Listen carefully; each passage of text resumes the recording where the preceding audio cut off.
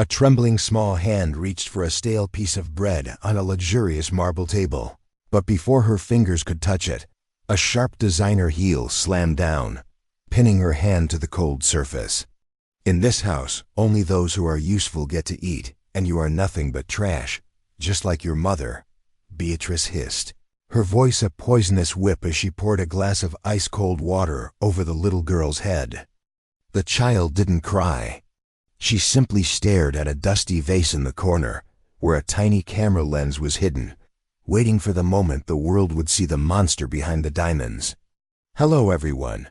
Before we continue this incredible story, we want to get to know you better. Who are our viewers today, and what city are you watching us from? Let us know in the comments below. And if you love stories about justice and hidden truths, make sure to hit that subscribe button and give this video a big thumbs up right now to help us bring you more amazing content.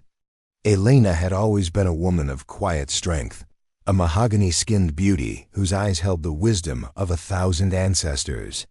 But life had forced her to trade her pride for a mop and bucket, working in the shadows of the elite. When she took the job at the sprawling Sterling estate, she thought it was a blessing, a way to provide for her daughter. Maya was only 7, a bright soul who deserved a world far better than the one they had been living in. Richard Sterling, a billionaire tech mogul, seemed like a man burdened by heavy grief and constant work. He had lost his first wife to a mysterious illness years prior and had never truly recovered from the shock. But the true shadow in the house wasn't grief.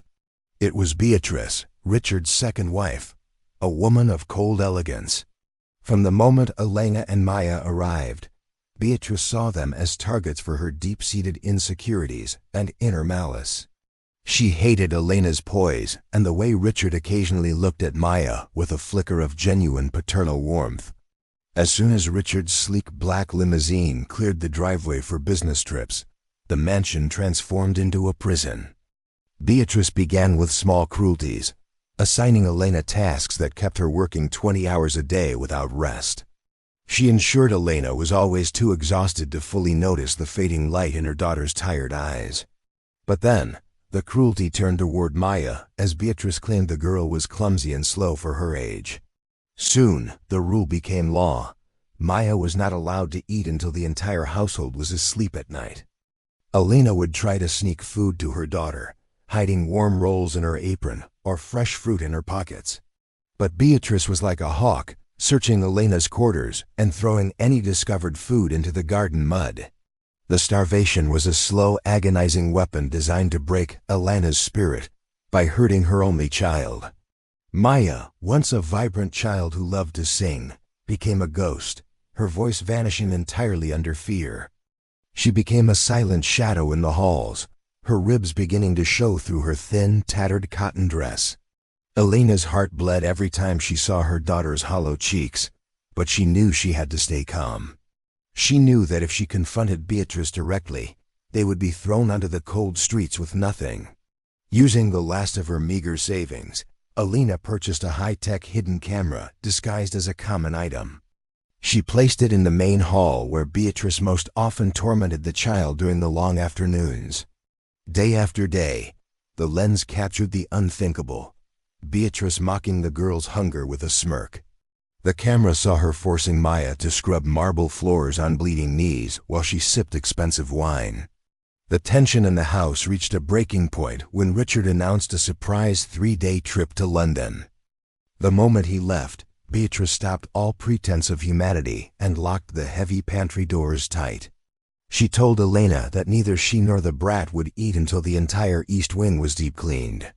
For 48 hours, Maya had nothing but water, her strength fading as she huddled in the corners. On the 3rd day, the hunger became too much, and Maya reached for that single piece of bread on the table. That was when Beatrice crushed her hand under her heel, laughing at the girl's silent agony. What Beatrice didn't know was that Elena had finally reached her limit and had already taken action. That morning, Elena had sent an anonymous encrypted link to Richard's private phone while he was in London. Richard, sitting in a high-level boardroom, opened the link out of curiosity, expecting a business leak. Instead, he saw a live feed of his wife, the woman he thought was a saint, standing over a starving child.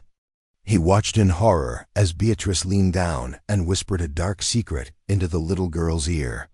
Beatrice told her she would end up just like the first Mrs. Sterling if she didn't learn to stay hidden. The mention of his late wife sent a chill through Richard's blood as he realized the terrible truth. He immediately ordered his private jet to turn around, his heart pounding with a mix of guilt and fury. Back at the mansion, Beatrice sensed that Maya was hiding something and began to ransack their room. She found the camera's receiver hidden in a drawer and screamed in a fit of manic, desperate terror. She grabbed Maya by the shoulders, shaking the frail girl and demanding to know who was watching them.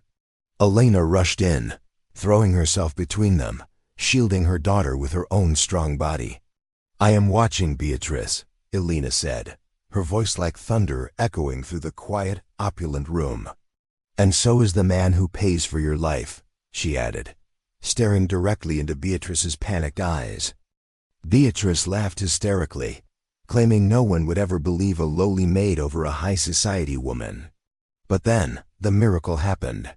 Maya stood up straight and looked Beatrice in the eye for the first time. "You pushed her," Maya said, her voice small but clear as a bell, breaking her year-long silence. "I saw you through the vent when I was little. You pushed the lady down the stairs," the child revealed. Beatrice's face drained of all color, turning a sickly gray as her darkest secret was finally spoken aloud. At that exact moment, the heavy oak doors of the mansion swung open and Richard stood in the light. He didn't say a word. He simply pointed to the door as police sirens began to wail in the distance. Beatrice was led away in handcuffs, stripped of her status and her freedom in a single justice-filled hour. Richard knelt in front of Maya and Elena, tears streaming down his face as he begged for their forgiveness. Thank you so much for watching this powerful story until the very end. Please subscribe and like this video.